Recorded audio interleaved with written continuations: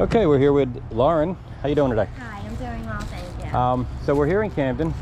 Basically, you live in a bando at this point. What is your daily life like? My daily life is basically getting up, trying to come up with some kind of money so that take care of our habit. Basically just seeing, being around and trying to do whatever we can do to come up with some kind of money. So your skin is pretty clear, so I'm really surprised. How bad is your habit at this point? It's not as bad as it was before. I started off just taking Percocets, and then it ended up turning into heroin. So my habit now is probably like a bundle a day, I would say. So everyone uses heroin and fentanyl is just, they're basically the same thing? Yeah. If you're talking about heroin, you're really talking about fentanyl? Fentanyl, yeah. Now it's turned into that. Is fentanyl just too much to say, or is it just... No, I think everybody just... Everybody just knows? Yeah. So when you buy, do you say, I need heroin, or you... Now it's just dope. You just ask for dope? You just say D. Yeah, that's basically what you ask for. And everything out here is fentanyl. There's no, like the heroin that's like the actual brown heroin, they don't even have that anymore. Really? Here. So everyone's upgraded to... And I went to rehab before. Fentanyl is awful to get off of. Right, I hear the methadone doesn't really kick it. No, it's awful. It's an awful withdrawal. Wow. How expensive is your habit a day? It's probably at least like 80 to 100 a day. 80 to 100? Mm-hmm. And how do you use? I sniff. You sniff? Yeah. Okay. Yeah. So it's expensive. That is $100 a day is more than some of the people that watch this video make in a day, you know? Yep. And that's it's crazy that it goes right up your nose. So how long does your high last? Now basically, honestly, I don't even really get high. It's just not being sick. That's all it is anymore. How long is it sick if you... if I do like 2 bags, that'll last me maybe like an hour or 2, sometimes 3, and then I'll start feeling like so you'll use 2 bags, and within a couple hours you're on the verge of getting sick again. Yeah, that you need to do more. Wow. Do you have any plans of cleaning up? Yeah, I want to. I would like to go either try rehab again, or I definitely want to. Definitely don't want to live this life forever. It's a tough life. It is. Sure. Yeah. So you've been through rehab before? Mm-hmm. Yeah. And what part of it failed?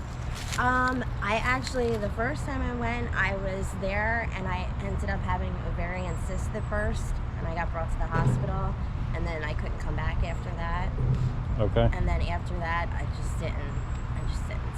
Do you think you were on your way to getting clean, or it was I think I probably could have done it, if I really tried to stick it out, So what is their process for getting you clean in rehab? In rehab, they usually give you Klonidine, they usually give you Xanax, they give you something to sleep like Trazodone, and then they do that for, it's like 3 days, and then after that you get put on Suboxone. Okay. So you spend the first 3 days just basically sleeping? Just basically sleeping, and going through all the withdrawals. Because you're probably not in the mood to do anything other than sleep. You're not. No, you're sick and you're feeling the withdrawal symptoms. And how much hell is that? It's bad. Is it? I would not want anyone to ever go through that. It's awful. It's surprising to me that somebody, like, I think we were talking to somebody last week, they've been through rehab like 24 times. I believe it. So they've been past that 3-day mark of feeling like hell, and I guess at some point you start feeling a little bit better. It takes once you get on the Suboxone, it takes a good week to 14 days to actually start feeling like you're can get around a little bit, but there's just always that it just pulls you back in. Right. It's awful. So your daily day, you wake up, first thing on your mind is to find dope, right? Yes. So you find your dope. Yeah.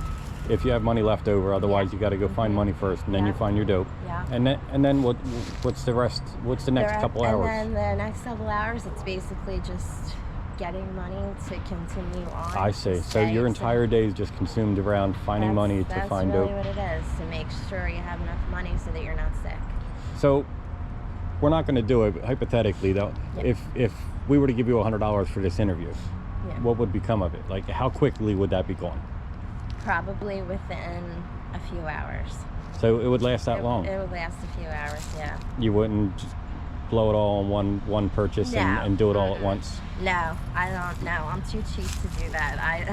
I don't like to. I like to try to keep something. I see. But so $100 a day, you should be able to make that fairly quickly then, right? Yeah.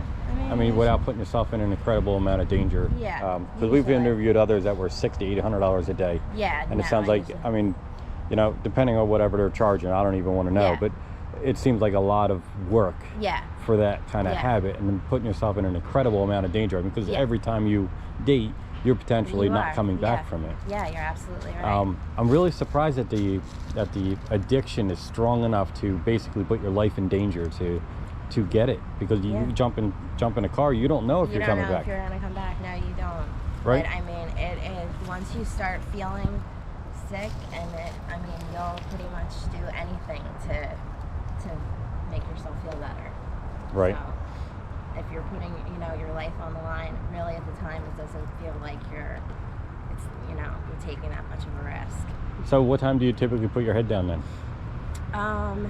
It's usually all day, and then usually I'll go to sleep, but sometimes during the night for a few hours, and get up and. And you can find money like in the wee hours of the morning?